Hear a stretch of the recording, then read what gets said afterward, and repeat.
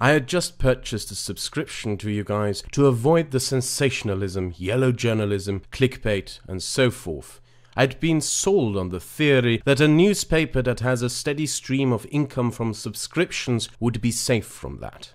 What a joke.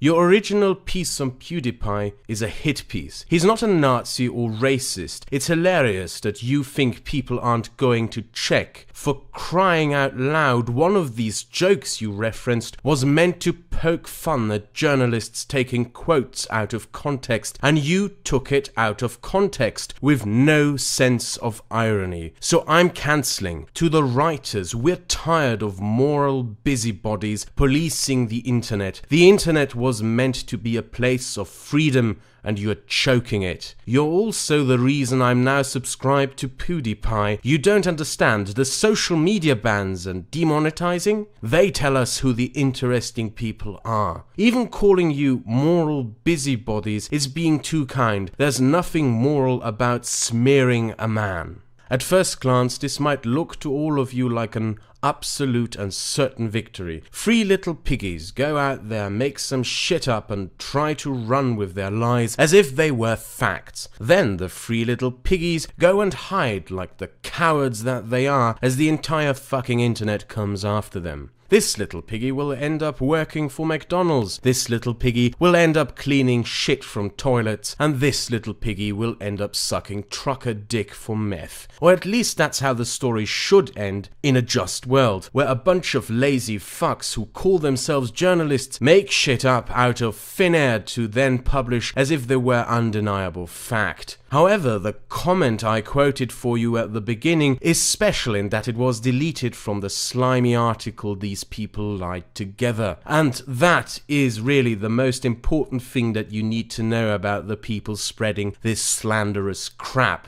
They don't give a shit. They don't care that you caught them lying. They don't care that the world's largest online community knows they are lying, and they don't care that the internet is calling them out. You are not dealing with some idiots here who got caught lying and now have to shrivel together like a cock in the Arctic to pathetically quivel up some apology, because in their minds, these people are right, no matter how much reality disagrees with them. You are dealing with a closed mind here. People who have come to the conclusion prior to making any investigation or inquiry into a matter that they have made a judgment of, even though you would expect a journalist to do those very fucking things. And their behavior on the internet has so far underlined that fact.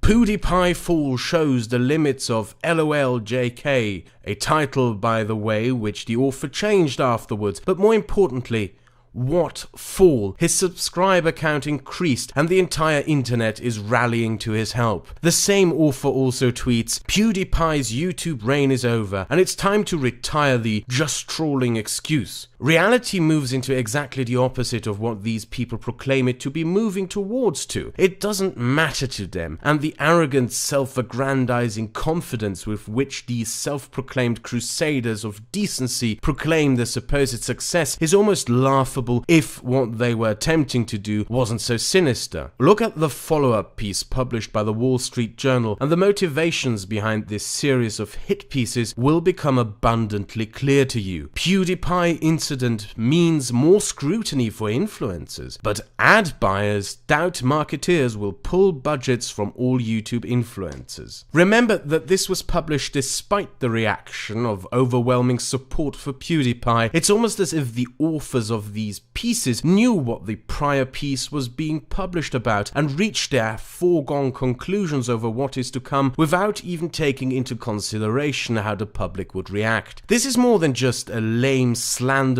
hit piece. It is an attempt to undermine the very basis upon which YouTube has been built, to be an open platform for all sorts of creators to express and share their creative potential. PewDiePie just showed every brand why influencers are dangerous, from Forbes magazine. When did fascism become cool? PewDiePie's antics are the thin end of the wedge. A white guy with a net worth of 124 million making poor brown people hold up a sign calling for genocide is pure banter, isn't it? From The Independent.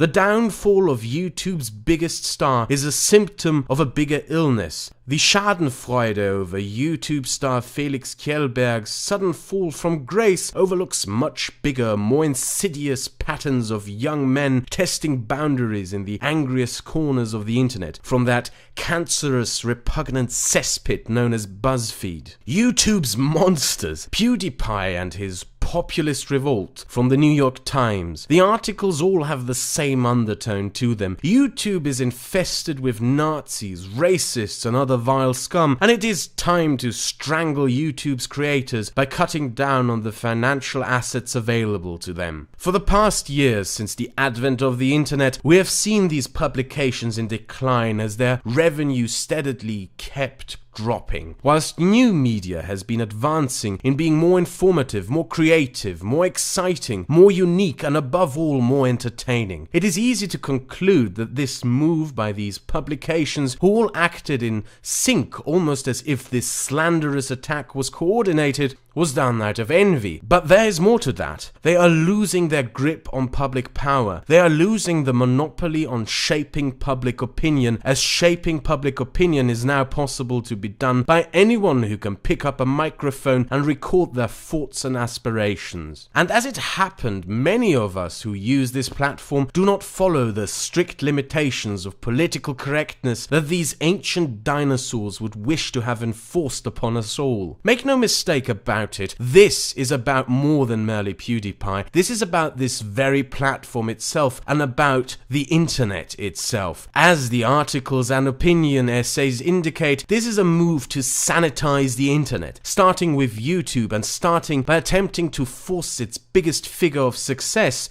to his knees. Think of every channel you enjoy on this platform, the entertainers, the comedians, the educators, the artists, the provocateurs, the commentators, the scholars. Think of every person on this channel who you have ever watched and enjoyed. All of this is to be replaced with the glorious vision of YouTube that these people wish upon us. 24/7 BuzzFeed questions stereotype A has for stereotype B nonsense, squeaking gibberish lectures on how you are not allowed to have fun and childly friendly cuddly crap. A sanitized YouTube with no controversy, no boundary breaking creativity and expression, just pure monotonous boredom forever and ever. Not because it sells, but because the self-proclaimed prophets of decency proclaim that it sells and should be sold in the name of decency, and because Ratty McWeaselface thinks it's good.